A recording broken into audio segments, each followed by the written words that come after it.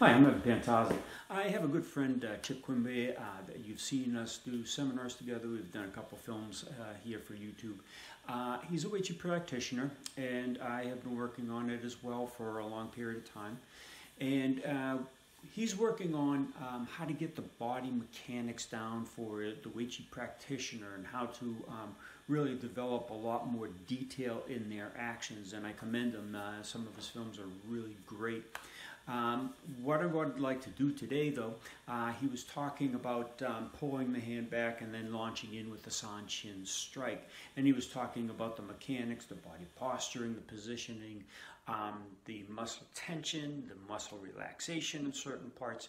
But what I'd like to talk about is the ability to knock a person out with this same type of an action.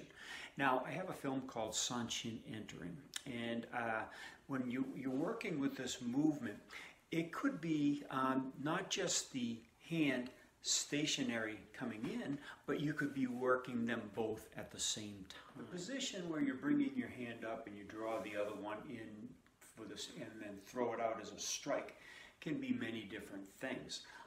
In the tutorial he just gave, he was just talking about not concentrating on that, just getting the mechanics down. But now I want to get into a little bit more about what it could be used for.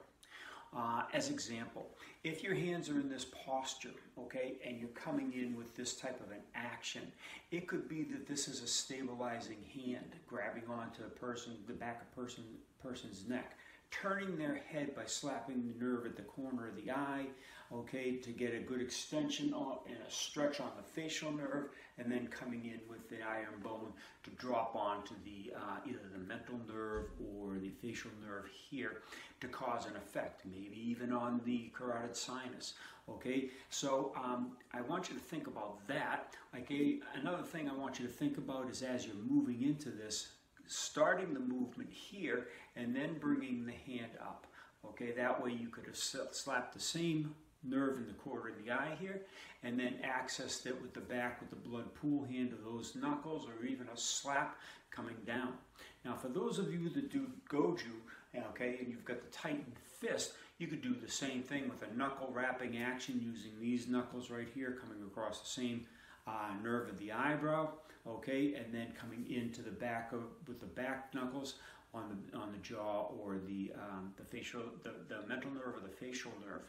Okay, so there's many different applications to these. So when you're going through your kata, take a piece out once a day, okay, and look at the mechanics of it. Look at what's going on with this strike and start to think of the Kyusho targeting that could be involved. And every time you do your kata, add one, okay? Sometimes you want to do it just as the mechanical, just as an exercise. That's all well and good. Sometimes you should be practicing some inner bunkai with it, okay? Because every time you practice that hand form, okay, if it's in your mind that you're attacking a nerve and attacking a nerve, or you're grabbing the person's neck and you're turning their head and then striking another nerve, you're going to get that embedded in your psyche, and you're going to see that once you've closed the gap and you've turned in, you can get those attacks to work for you. So just a little extra depth on your the Sanchin strike. Thank you, Master Quimby, because that was a very interesting tutorial today. Really enjoyed it on the body mechanics and how you did it, and I'm really impressed with what you've been doing on a daily basis for the Wei Chi students in your school. I just wanted to add a little bit of Kyusho to that, so thanks again.